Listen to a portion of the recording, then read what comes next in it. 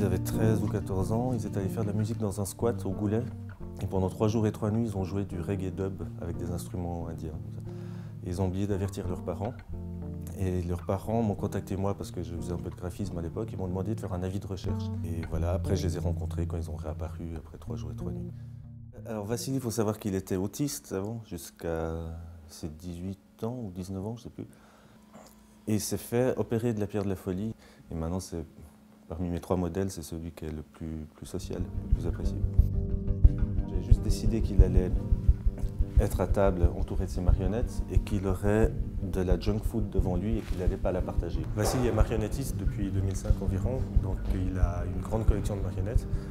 Et les marionnettes elles-mêmes ont peut-être invité d'autres, enfin je ne sais pas comment ça s'est passé, mais pour finir, il y avait vraiment beaucoup de protagonistes dans cette fête. Et certains n'ont plus du tout l'air d'être des marionnettes. Je dirais qu'il y avait un peu l'ambiance d'un bordel. Et ça, c'est quelque chose qui m'a complètement échappé. Et ça m'arrive souvent avec mes personnages, et c'est un peu mon but.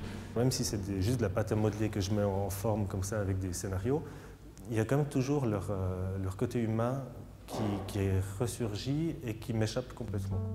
Ist wie ein Vermittler zwischen diesen zwei Welten. Es gibt dieses Paralleluniversum mit Vassili, Naima und Johann und es gibt die reale Welt.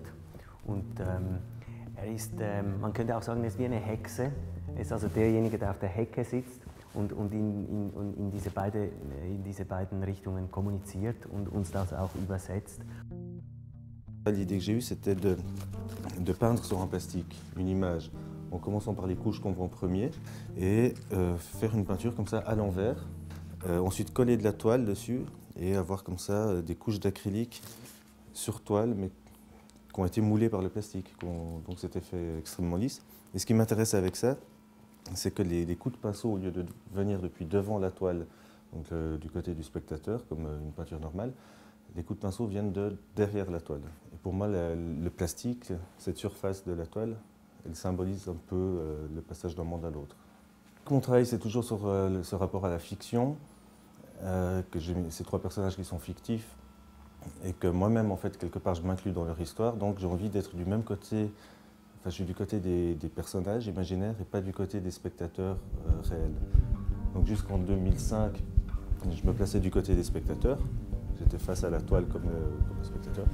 Et à partir de 2005, c'est comme si j'étais entré complètement dans la fiction et je me retrouve derrière la toile.